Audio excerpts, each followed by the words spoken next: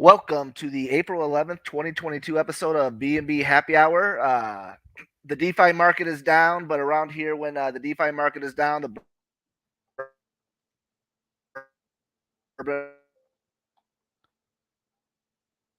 bourbon market is up. It's a weird. The headlines look really good. We'll get into that in a minute, though. Draco, how was your weekend? My weekend was excellent. I got to talk to some really good friends, to include Mr. Maverick. We got to do some things with him, which I'm sure we'll talk about at another time. I got to do an interview with Salty Pirate Crew, which was pretty awesome. They've got some really big things coming up, and they just released their game on Sunday, so that was pretty cool to be a part of. I was one of their last AMAs prior to launching their game. Yeah, and other than the market being down, which is kind of unfortunate, everything was great. It was a really good, relaxing weekend, and I got to spend a lot of that time with our B&B family. Nice. And what about you, Mr. Maverick? I wish I had something more exciting to tell you, but it's tax season, and that's what my wife does for a living. So it's been kind of boring and low kill around our home. Other than I don't mind mentioning it. We kind of have a sister project going on at the moment called Journey DeFi, and we recorded this past weekend Draco's own personal journey, which we're going to be highlighting. In fact, it's going live next this coming Friday. So if you're interested in learning more about Draco's journey and where he's come, and how his belief structure has been molded from his experiences, then definitely tune in this coming Friday. Nice. Yeah, that looks pretty awesome. How was the interview with Kerr, one of B&B's favorite contributors? Oh yeah, Kerr's great, man. Just he's one of those guys. He has a story that will just blow you away. I mean, honestly, it takes a lot of courage to up and quit a pretty successful job, right? And just give it all to crypto.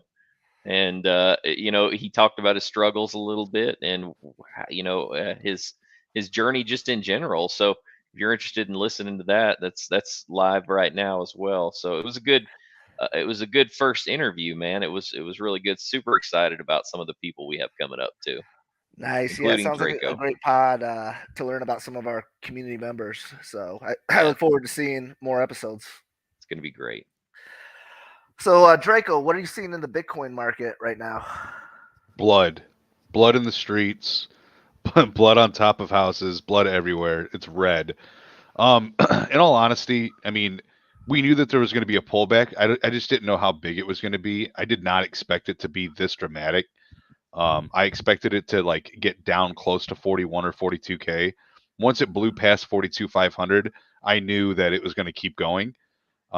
So that's how we kind of, you can actually see it on the chart right there. You see 42,500 where it's right at the top there. Once it dropped through that, it was just off to the races. So we'll see. I think that we've kind of bottomed out a little bit here. Hopefully, it kind of stays in this zone and rides its way back up. We're going to have a pump after this dump, and hopefully that pump is enough to hold some resistance.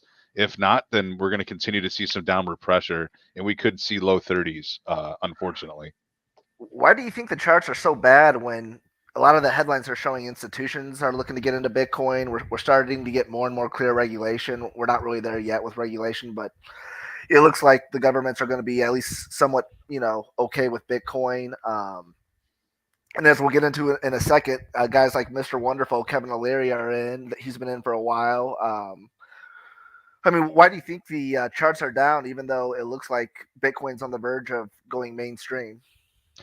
I mean, my personal opinion, which is not worth very much, my personal opinion is that there's a lot of retail investors. I think all of crypto is primarily made out of retail investors right now.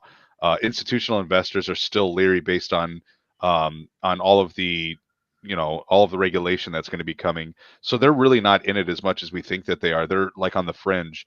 And because there's so many retail investors, they're treating this just like the 12th sector of the S&P 500, just like Mr. Wonderful says. And when they're scared with all of their other finances, they're treating crypto the same way, even though we know as advanced cryptocurrency purchasers, we know that this is a hedge against inflation. This is a hedge against all of these other things that are going on in the world. This is a hedge against losing your money in the stock market. But because people aren't used to that, and there's a lot of education that hasn't gone around to all of these retail investors, they're treating it all the same, which is unfortunate. So until people realize that this is something completely different and actually treat it differently, we're going to trade with the stock market. We're going to trade with the S&P 500. All of that fear, uncertainty, and doubt that's going on around the world is going to be affecting crypto until it doesn't. And when it doesn't, whew, it's going to be a whole different animal. People are going to realize that this is the way to save your generational wealth from all those threats in the world. Yeah, I agree. I mean, I definitely wouldn't sell the dip. You know, if you're in and it's already gone down, I definitely wouldn't sell your Bitcoin right now. But with that, we'll get into the articles. First one up is Kevin O'Leary, Shark Tank's Mr. Wonderful, was at the Miami Bitcoin conference over the weekend. And one of the things he talked about was the coins he's in. He's in 32 different altcoins. The ones he specifically named were Polygon, Solana, Avalanche, and also Helium, which I was surprised he was in Helium.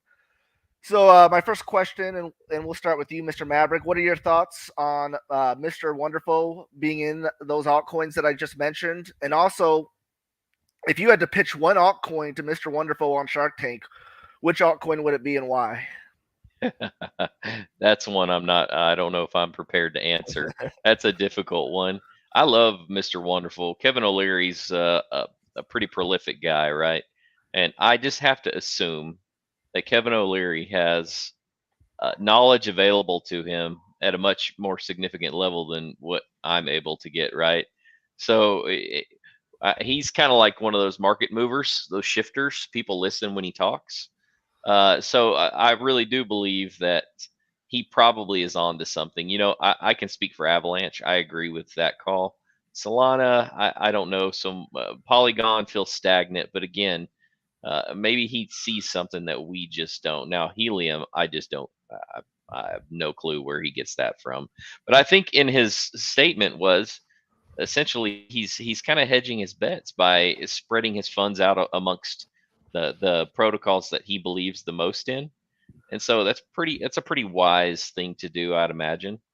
But as far as things to shill him, I hate to even bring it up, but anything with like a new technology that's emerging to the world. And you know, there's a few out there. I think Constellation DAG's one of them. You see lots of people talking about it. So I hate to shill it because that's definitely not what I'm trying to do. But I think it's innovative, it's unique, it's early, and so if I were to shill a project to him, it would probably would be along those lines. Draco, how about you? Yeah, I think I don't think I could say it any better than Mr. Maverick. He hit the nail on the head. Everything he's saying is right. Um, and I think that he's one of those people that it's kind of leading from the front. There's not a lot of people that have the balls to do that, to lead from the front and say, look at what I'm doing. You know, I know what I'm doing. I've been in investments for this long. I've been in the, all of these different sectors and I've done successfully. Now pay attention to what I'm doing. And I think one of the big things to take from his speech, because I've watched his speech, he was a keynote speaker, and one of the things he says is that we need to change our mindset. And I agree with that 100%. We need to change our mindset on a lot of different things. But one of the things he's discussing is saying we need to embrace regulation. And a lot of people, when they first started, to include myself, when I first heard about regulation, my overall sentiment was negative about that. And then I learned that we need regulation in order to make it to the next step. And the next step is institutional adoption. And right now, it's impossible for large institutions to get into crypto because there are no regulations that are surrounding it. So the people that govern their large funds won't allow them to invest in something that's not backed by securities or the government or by any regulation. So it's too risky to take a bunch of shareholders' money and throw it into something that isn't backed. So we need that regulation. And once that regulation hits, it's going to be too late. All of the companies are going to be ready. They're going to have insider information. They'll have over-the-counter purchases ready to go, and the price is going to shoot to the moon. And whoever isn't involved in those projects that are going to be adopted, they're going to be left behind. And I think that that's 100% true. And you asked what project would we discuss with him, or discuss with, potentially talking to Kevin O'Leary about. To be honest with you, there's so many good projects out there. I think right now one that doesn't really need a huge introduction, but that's doing well is Terra Luna. Terra Luna is doing some crazy things right now, and they're trying to mold the DeFi space on their own by making the DeFi standard. Creating projects that are backed by Bitcoin, which is like keeping everything within the ecosystem. And I think that's really smart. I think that's a great way to go in cryptocurrency. Yeah, I think Terra Luna would be a good one for him to look at. All right, and Myron, you just got here. We're talking about Kevin O'Leary. He was at the Miami Bitcoin conference, and my question is, what are your thoughts on Kevin O'Leary getting into altcoins like Polygon, Solana, Avalanche? And if you could shill one altcoin to Kevin O'Leary in the Shark Tank, which coin would it be and why? And I actually watched his whole whole video where he's talking about Bitcoin. So he's a super bull on Bitcoin too now, just like the rest of them, the conference. But I will tell him Phantom, man. I love Phantom. I know it's been getting hit really, really hard, especially I guess with Andre Kromje leaving. So it's been, man, just it's crazy to think it's like the low ones. So I would definitely tell him that. I don't know. I always, ever since I got on Phantom and got on bought Heck, I've been loving the Phantom chain. So hopefully he gets on that. Yeah, and this Miami Bitcoin thing. So is this going to be like the new annual event where so and so comes out as a Bitcoin investor or an Ethereum investor, or so and so comes out with a new crypto project? And kind of what I mean by that is like for video games, you have E3 once a year, and video game fans go to E3, and the next new Zelda game's revealed, or the next big video game is revealed. Do you think that this Bitcoin conference is going to kind of be like the E3, where like all the crypto news are various crypto headlines? Like, so how do I put this? Is it going to be like the annual thing where the biggest headlines of the year are all come out at the Miami Bitcoin conference? Is that what this is kind of turning into? Yeah, I think so. I mean, this is what they've been setting up, and they revealed the Bitcoin bull, right? And Miami has been pro crypto for the last 2 years now, like outwardly, like yeah, we want crypto business, we want people to come here, we like cryptocurrency, so I think that is going to be the standard. Is people are going to gear up all year, and big alpha is going to be dropped at Bitcoin Miami. Nice. What was the biggest, or what was your favorite thing that you saw at this conference? I like seeing like there's a lot of right now the biggest crypto influencers. There's a bunch of them out there, but one of them is obviously Michael Saylor, and one of them is Kathy Wood. One of them is Kevin O'Leary. And it was good to see Kathy Wood and Michael Saylor get up on stage and have a conversation together and discuss topics on Bitcoin and crypto, and that they're on the same page. And I think that's part of what it's going to take to get these brilliant minds together to be on the same page to move the space in the direction that it needs to go. Because if you have a bunch of apes, steering the steering wheel, we're just going to go in circles and light on fire. So we need people to direct us, right, as a community. And who better than these geniuses in the field? Yeah, Elon Musk maybe not so much because he's a little involved in everything. But think about the people that are in charge of this entire ecosystem, the people that are running from the front. Kevin O'Leary, you've got Kathy Wood, you've got Michael Saylor and Elon Musk. And if they had to go up in front of Congress to fight for crypto, I would feel pretty confident that they'd put up a good fight. Nice. We will go on to the next one. Speaking of video games, so the Fortnite publisher Epic Games raised $2 billion for their metaverse. Now, Fortnite is a game where even people who don't play video games were playing Fortnite from 2018 to 2020, and I think it's still a popular game. They're constantly updating the game, and they got $2 billion. $1 billion of that is raised from Sony, who is an investor in Epic Games. So my question to you guys is, how big of news is this? Is this going to be a huge market mover? Is this going to be what gets Gen Z into blockchain? We'll start with you, Myron. What do you think of this headline? Man, that's a lot. That's a lot of money. $2 billion. So I still think, even though I don't like it, I still think Metaverse is going to be huge. The same way I also think that even the Facebook stock right now is not doing well. I think eventually it's going to do really well. And I think one thing that people been wondering is you have these games or even have these metaverses like Sandbox and different things like that, where it feels like it's not really that good of a game. And you kind of wonder. I've been wondering what if, Minecraft is like, hey guys, we're gonna do a metaverse and building on top of the system that they already have. And this is kind of doing that, right? It's building on top of the Fortnite game that they already have. So I think it's gonna be huge in the future, but whether or not how long it's gonna take it to be widely adopted, that's the question. But I don't know like how they're gonna do this. Are they gonna launch their own coins or it's but I think it's exciting. I think he might propose I think country the challenges to these existing sandboxes though. What do If you they think, Maverick? Oh, sorry, I didn't mean to cut you no, off. yeah, that's pretty much all I got. Maverick, what are Yeah, your thoughts? I had on my initial read through of this was, it's not definitive to me that this is going to be blockchain based, right? Like, that's what I'm confused of. There's going to be many versions of the metaverse. In fact, I think it's kind of like a race to who's going to become the predominant or prevalent metaverse out there, right? Everybody's kind of developing their own little worlds, for example. On this, it kind of worries me. I think they're talking about a little bit vaguely as far as like what it would look like or if it would be blockchain based.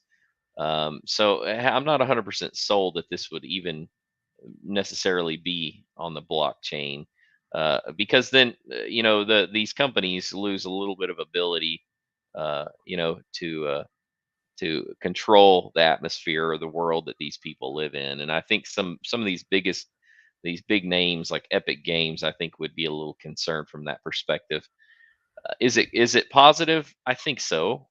The metaverse, like Myron mentioned, is coming, and even if I'm not a big believer, I do believe that it's going to be big.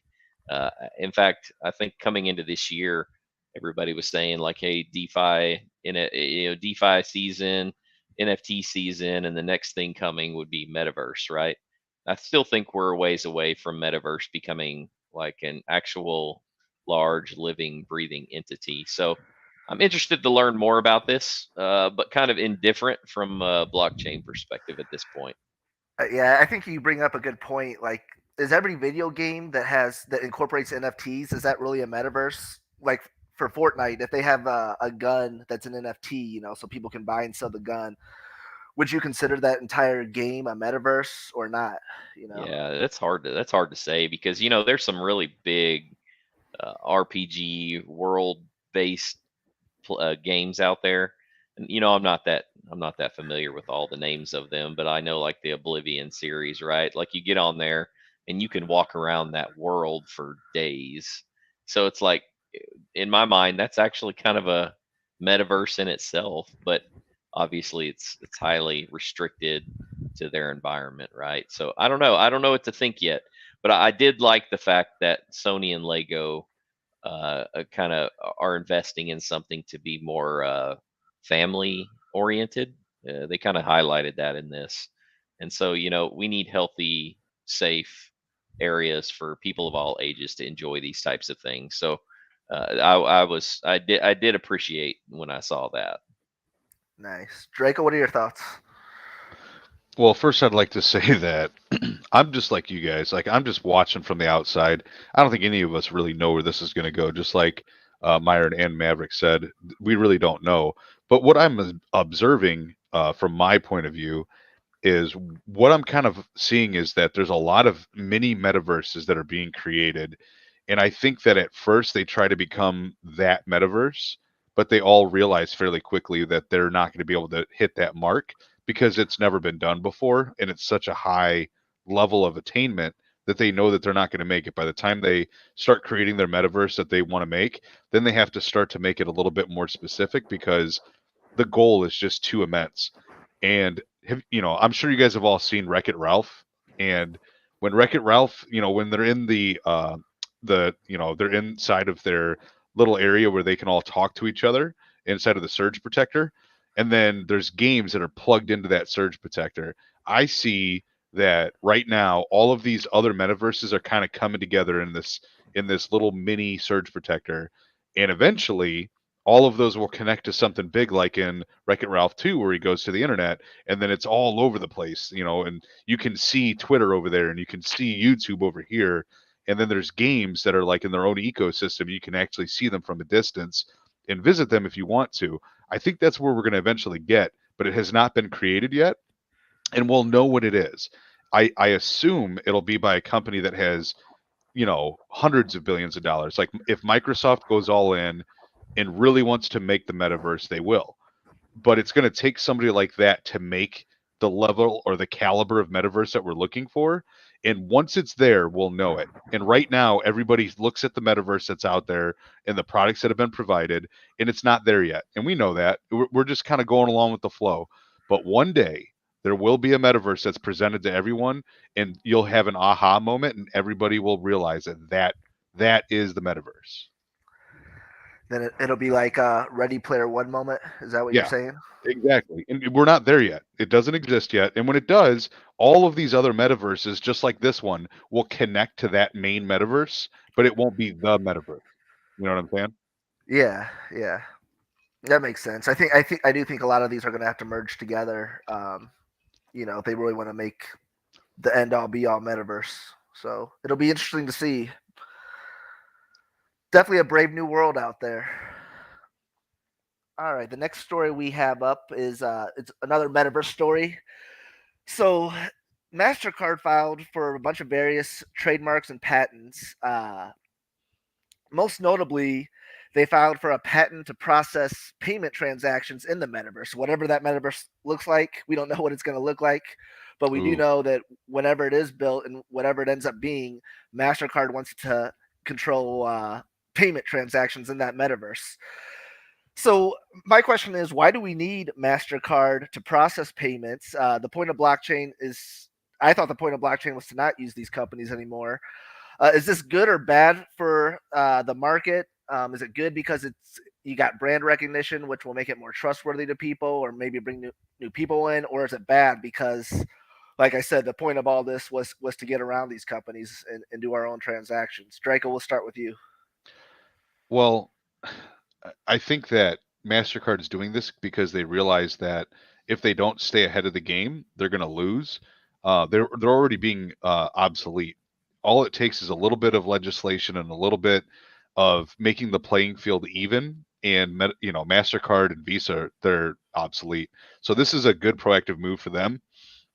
But just like your last article was Lego and Sony investing in metaverse, right? I want everybody to pay attention. Mastercard is now investing in trademarks dealing with crypto, right? These huge companies want to get into crypto. They want to invest in crypto, but they can't because there's no regulation. So what are they doing? They're investing in crypto structure. So instead of investing in gold, they're making the streets of Wall Street. They're laying the foundation for us to build buildings. That's what they're doing. All of these huge companies. And we talk about this every week. All these new companies getting into this. Coca-Cola. The last week we talked about Starbucks, right? Starbucks isn't buying crypto and selling, or like they're not buying Bitcoin, right? They're making NFTs because they want to be relevant. So you're going to continue to see these huge companies with billions of dollars find ways to invest in crypto without buying crypto. And until they can hit the button, the buy button, and do that with all of their investors, this is what we're going to continue to see. So, maybe this is the way that huge institutional adoption happens, is that they build the everything around us while the investors are the ones that are dealing, fighting in the streets with the tokens. Yeah, I mean, I guess with all these headlines like Mastercard and Sony and people getting in, still the only company to actually invest in crypto still Tesla and Elon Musk, or for a while he was accepting Bitcoin. I don't think he still is anymore, but other than that, it's kind of like, yeah, you're seeing these weird projects, but nobody's actually buying crypto. Is that what you're seeing? No, I mean, there's not very many. There's private institutions like Michael Saylor's company. Kathy Wood is like an investment company. There's that type of things, but institutions, actual large, huge institutions like Walmart, Amazon, and all these huge companies, they're not doing it yet because it's too risky. Their stock shareholders aren't allowing them to do it. And Elon Musk said, "Hell, I own more than half of this company. I'll buy what I want." And he bought Bitcoin, and it was a great move for him. Yeah, that is interesting. Myron, what do you think? I just hope these big companies don't ruin this. It's like back in the days when YouTube came on the scenes. It's supposed to be for the small creators, and it was just really good back in the days. Now we got all these ads. You got all these big media companies trying to come in and try to take over again. And I don't think it's the same as before. Like this space feels unique. It feels like it is really for the people, the small players in this world that can come in here and have a little bit of, I guess, independence from the rest of these big companies. And of course, they're gonna take a part of in this because where they go wherever the money is. I'm just it's in that sense where it's like it's good because they bring more attention to it, but you just hope that they don't ruin it by coming in here and bring all that traditional way of finance back into try to make the crypto world kind of like that. Yeah, I agree. That's kind of how social media was. Like Twitter, used to be awesome. YouTube used to be awesome. And the big corporations kind of took over, and they're just kind of a shadow of what they used to be. Hopefully, that doesn't happen with the crypto space. Well, and even in Ready Player One, I just want to add that even in Ready Player One, they warned about that, right? There was a huge company that was taking everybody's lives over and that was forcing you to like mine for them and things like that, right? And we have to be careful of that. We have to be vigilant and not let some corporation or some investment company take over the space and ruin it for everybody else. So we have to stick to our values also while growing, if you will. Yeah, Maverick, what do you think about this? Well, I did not check and see what the trademarks were, but I can tell you that at the moment we all have we all agree on this point that we're not at the point where we can consider it as a mass adoption, right? So I know it would be smart for a company like Mastercard to try and strategically place themselves to where they could help to bridge that gap. Let's say there is a large project that kicks off metaverse related, and yet the public is still very not involved on the blockchain. So I could see a company like this coming in and offering another solution to participate. And so it makes sense that these large institutions are just trying to strategically place themselves in areas where they could possibly take advantage to help, bridge that gap. And by bridging that gap, it brings more exposure to the space. I think it's positive in a way, if you look at it from that perspective. Yeah, I agree. From that perspective, it's positive. It gives crypto overall credibility to the person that says it's just a Ponzi scheme or it's just the black market. From that perspective, having a Mastercard involved, it kind of legitimizes it to a certain part of the public. Yeah, exactly. And it just further brings people into an ecosystem that probably wouldn't be involved otherwise. Yeah. Well, we'll go to the next one. So this next topic, we talk about it from time to time. It's about defunct brands uh, resurrecting themselves in the crypto market. So this article talks about LimeWire. I don't know if any of you guys ever used LimeWire. Yeah. I barely used LimeWire. I used Napster. I remember when I was in high school or junior high. High school. Yeah, where you could pretty much download any song you wanted or 50 different versions of like the same The Eminem glory song or days of the something like internet. that. Yeah. Had a binder of like 1,000 CDs all burned from Oh, Napster. Absolutely. Yeah. We used to have like mixtapes that we'd make for each other and like pass them around. Right. yeah, it was the best. And you could get all sorts of songs that were never intended to be released by famous artists. So at the end of Napster's heyday, they shut Napster down. Then LimeWire came up, and LimeWire was still pretty illegal like Napster, but there was some kind of legitimate aspect to it, so it was a legitimate company. But anyways, they're back now, and they're starting an NFT market up that's supposed to compete with OpenSea, but they're going to specialize in music NFTs. And this article is about different projects like that. You also have Atari. They've been back for a while now. They're not doing video games as much anymore. They're now starting up casinos in like Dubai and online casinos and things like that. Then Radio Shack, which I actually wrote about on the B&B Discord, they're creating a decentralized exchange, kind of like Uniswap, but they had some interesting ideas about making it work better by providing their own liquidity and things like that. You can check out that on the B&B Discord. My question to you guys is: Are there any defunct brands that are coming back as crypto that you're interested in? Have you bought any? We'll start with you, Maverick. No. Nothing. What's your thoughts? Do you think it's like a cash grab, or do you think these are legitimate projects? Have you looked at any? Or No, I haven't looked at any. I would even beg to question, are the same people that created those original services the ones behind the recreation on the blockchain? no, it's always Yeah, somebody buying exactly. I the think it's just IP. leveraging. It's leveraging, the historic prowess that, us baby boomers, or what are we called? Gen How old are you, Maverick? I don't want to millennials. dox your age. Yeah, we're Yeah, we're millennials. millennials. I'm Yeah, we're 37, so I'm a millennials. millennial. Yeah, I'm with you. I'm with you. So, that was kind of from our heyday, and it just so happens that they're kind of catering to the millennium that the the millennials that are probably the most prevalent within the crypto space right now. So, no, to answer your question, I'm not looking at any. But I would tell you if they came out with like a Circuit City coin or something, that would be cool. Ooh. Yeah. Yeah. Now this Winamp one's really interesting. I guess I don't. I was on AOL quite a bit when I was young, but I don't remember Winamp. But they're selling this Winamp skin as a one-off, one-of-one NFT. I don't know how much it'll go for, but it's a one-of-a-kind NFT of Winamp. Do you guys remember using that on AOL? Yeah, I used it a lot. It wasn't just an AOL, but like you can download it separately to play all your music. And what was good is that at the time there wasn't a lot of good options to make playlists and to shuffle your playlists, and you could use Winamp to like make your own playlists without like having to actually use the file. It would just read the file. Okay. Because up till that point you had to like use the whole entire song file to make a playlist. So no, yeah, Winamp was that was the shit. Nostalgia is a hell of a drug. Yeah. It is. Well, Drake, what do you think? Is there any of these resurrected brands that you're gonna buy? You looked at Radio Shack too a little bit. What do you think about that one?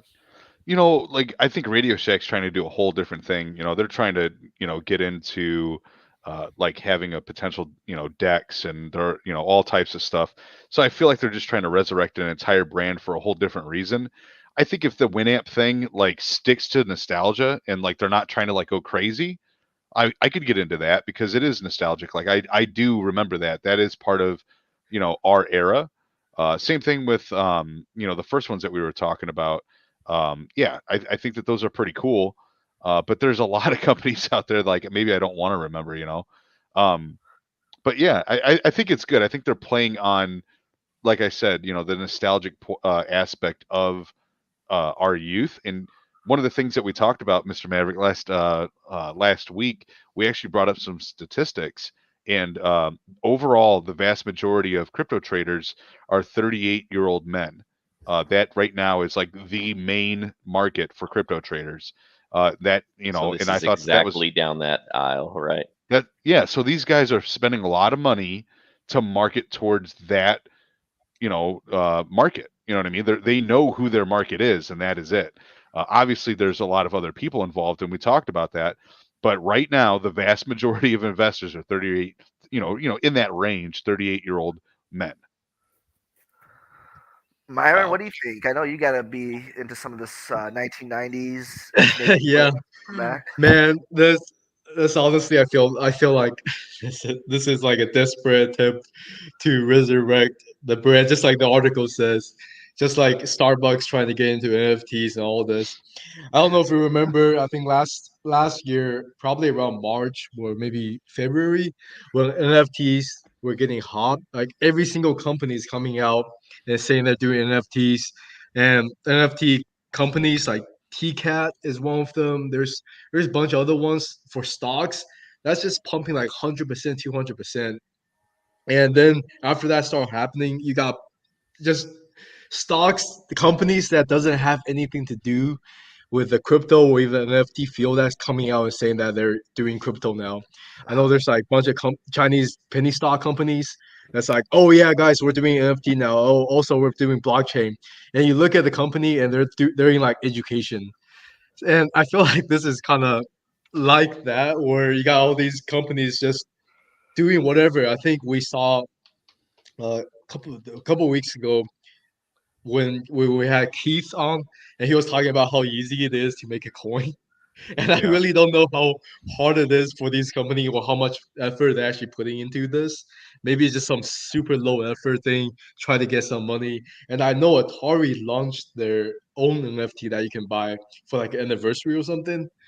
I didn't buy one. I wonder how they're doing now. I can imagine it's doing well. So I feel like this is another cash grab from these companies. And the thing is, if they're win out of business, if they kind of become irrelevant, there was a reason for that. And just because you tag on NFTs or crypto, you're still not a good company. Is there any, and this is for anybody, but is there any brands that you want to see come back as a crypto coin that hasn't come back yet? Let me I would think say about for it. No. me, it'd be WCW, World Championship Wrestling. Ooh, yeah, that's a good point. That's a good But one. WWE owns that though, so if they ever bring that Nextel. coin back, yeah, make it WCW. I want the Nextel chirp. Yeah, I would love to see Enron come back. I've watched that Enron documentary a bunch of times, and even though it's a dark part of American history, I just feel like an Enron coin or an Enron project, people would buy it. You know, it'd be a great DeFi project at least. Yeah, I think that, I personally think everybody, I mean, you know, people can say what they want, but when all of these huge companies and all of these people are willing to spend money to buy a brand to get involved in crypto, I mean, this is a huge space and everybody knows it. It's just they're waiting on a catalyst in order to like invest. So, everything in crypto is going to have its up and its downs. And we get focused, we get hyper focused on the numbers in the short term, and it's hard not to do that when you have huge swings like we've had, right? At one point we were at almost $69,000, and right now we're at $39,000. So I understand that completely, but I think people need to realize and focus and look at the big picture. This isn't going away, and if anything, it's going to get even bigger and bigger and bigger. And the more money and the more institutions that get into it, it's just going to continue to grow. Yeah, I wanted to point this out. MoviePass. This was out in 2018, so it's not that old. But I just want to say I did MoviePass. It was $10 a month. You could see as many movies as you wanted at certain movie theaters, and it was all the big movie theaters were involved in this. It was $10 a month, and it only lasted like a year before they went out of business. But if that comes back in any capacity, keep an eye on it. Just as a consumer, maybe not an investor, but it was a great deal. I was going to the movies several times a week when this was out. So I just wanted to point that out. But that's all the topics we got so far that I planned on talking about. Is there anything anybody else wants to talk about that they saw in the news this week? Or No, I think one thing that we can talk about is making sure that as you're going through your crypto journey, make sure that you're diversifying your portfolio. And there's a lot of places that you can look for that. But when times like this happen where, altcoins are down, 40, 50, 60, 70%, other projects like DAO projects and node projects aren't producing like they were in the spring, or I'm sorry, in the fall. And then you even have big projects like Bitcoin and Ethereum and all that stuff. When everything's down like that, it makes you look at your portfolio and remember that you need to diversify and make sure that you're involved in separate sectors of crypto. And there's a lot of different resources you can find on that. We talk about that once in a while. We definitely talk about it in the Discord. And just make sure that you're covering all your bases. Do some stable coin farming so that you have a solid amount of money that's coming in. One of the really big stable coin farming that you can look at is Anchor Protocol. We talk about how to get into that. It's obviously involved with Luna and UST. Then you need to look at, you have to have that 5% or 10% of your portfolio that you have for your degen plays, looking at nodes and DAOs. And then make sure that you're, involved in other projects like Bitcoin and Ethereum, larger cap, investment opportunities, and then make sure you're diversified against all of the different tokens that are the blockchain tokens like AVAX and Luna and Phantom and Polygon. So don't just get stuck in one spot. And the things that we try to talk about in our Discord is making sure that you're diversifying against all different types of projects, and making sure that you're not over leveraging yourself in just one sector of crypto.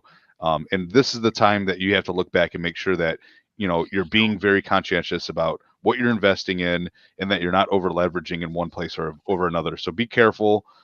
Don't look for moonshots all the time. Don't always look for that 10,000 APY, because that's not always your best investment at that time. Like right now, that would not be a great investment to look at. Man, 10,000 APY is child's game. Back in the day, we have trillions APY, man. Oh my God. Those are good Yeah. old days. I miss those days. There was But millions of APY. just like you're saying, Draco, but the thing that's so rough, I think people need to understand about this is you need to understand like whatever you're holding, how correlated it is with Bitcoin, right? I feel like, oh yeah, I'm diversified. I have Bitcoin, FTM, AVAX, Poly, and all this, and they're like 70-80% correlated with Bitcoin. Like, and if the Bitcoin drops 1%, they drop 5%, then you're not really diversified in that sense. So I think, so I think like what you said, Draco. If you look at Luna has been like super strong, and for a while when Bitcoin was dropping, Luna was just it was just going up. So is one of those few coins that's kind of not so much related to Bitcoin, but now I mean it's dropping a little bit now from its all-time highs. And today, Maverick has to come and show me a chart of thing that went like 10-20x and never told me about it. Called Spear. So I'm Yeah. watching everything else dying. And Maverick's like, oh, dude, check out Spear. It's like up 10-20x. And of course, I'm not here. Yeah, Yeah. definitely diversify. Definitely diversify. One other thing I wanted to ask you guys about Elon Musk update. So he's no longer going to be on the board of Twitter. Ooh. Oh, But man, I saw the that. big thing about that is now he can buy as much Twitter stock as he wants. Because Yep. if he was on the board, he could only buy about 15%, a little bit less than that. Now that he's not going to be on the board anymore, he can buy as much Twitter stock as he wants. Do you guys think that this hostile takeover of Twitter is going to happen? Yes. I agree. Good. Yes. I mean, you don't buy $9 billion worth of something without a plan. Yeah, that is very, very true. So, Yeah, and I don't think he needs to be on the board in order to have a Nope. significant influence. That's Well, no, the he can have thing. more power if he's out on the board. He can speak one tweet and they will bow to his every wish. I mean, like that's just the kind of person he is, and he draws that kind of an influence. So yeah, I don't think it's going to change the fact that he will make changes. Yep. Yeah, Do you I guys know think who? that. Oh yeah, go ahead, Draco. No, you go ahead, sir.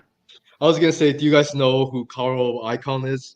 So basically, he's a guy that does a lot of hostile takeovers in his days. And there was one story where he bought out the company, and there's like 12 floors of people where the company doesn't know what they're doing, and he doesn't know what they're doing. I think he like hired consultants and everyone to try to figure out what this group of people are doing, and the consultant came back and basically says, yeah, we don't know what they do. So he basically fired all of them. And today, or well, recently, Elon responded to that story with exactly. So maybe he's gonna be do a hostile takeover on Twitter and just fire a bunch of people. Oh, I mean, the Twitter execs, the way they've been running it, maybe they gotta go to have bringing a better Twitter. Who oh knows? yeah, definitely. I want him to fire everybody. I mean, I want him to clean house. Not that I'm not sympathetic about people losing their jobs, but you have to clean house. If you ever want Twitter to change. I mean, that's my opinion of it, anyways. So Yeah, I think that Elon. Well, first of all, we had a great comment in the chat section. Austin said he wants a Jordan NFT like Michael Jordan. That'd be awesome. Like, that's a good. I mean, the shoes are already crazy. If you could take that following, that cult following for his shoes, and bring it over to an NFT, I think they're missing out on a market right now. yeah, no doubt about it. Anything Michael Jordan sells, and even still to this day. So I want a MySpace NFT. Yeah. man. Oh, that's a brand that Tom, can come back. Tom Free MySpace. NFT, Let me man. get. I'll buy it right now. If they've got it sold for right now for like $100, I'll buy it. I'll buy it. I'll buy the MySpace name. It'd be of that guy who had his thumbs up. Tom, what's his name? Yeah, Tom. Tom's your first friend. Remember? Yeah, that's right. Tom Oh was my like, What do god, you I mean thought that first was a friend? real He's my- person. I sent that dude a message. He's it my was a only real friend, person, man. wasn't Yeah, he never responded back to me because he's arrogant. it? Be careful. I heard he listens to the show. No. Oh, I'm sorry, Tom. I love you, buddy. I'm just kidding. No, but I think that I really think Elon Musk, and I hope I'm not wrong. I really think that he has everybody's best interest in mind. I think that he wants a better democracy. I think he wants, freedom. I think he's intelligent to realize that those core principles are very important. So I have a really, like inside I'm excited. Like I hope this does well. I really don't want it to go bad. Yeah. I still think Joe Rogan's behind his Twitter account. Man, Well- I checked Tom's net worth and it says it's only 60 million. I imagine he would be way richer than that for creating MySpace. Oh man. I mean, that's still you know what? We crazy gotta friend amount him. of We money, gotta but- befriend him right now. Somebody find that man and tell him that Bourbon and Blockchain's knocking on the door. Let's be friends. Oh. Well, I guess with that, we'll close it out. It was another great episode. I'm glad to have everybody here again, and we'll be back on Thursday. And look forward to doing another one on Thursday. Absolutely. It was great seeing everybody. Thank you for joining the chat. And that was a great conversation, Mr. Maverick, Myron, and Smokey. That was fun. Yep. We will Yep, see it's y'all great. Thursday. Bourbon and Blockchain signing out. Have a Good good night, night, man. everybody.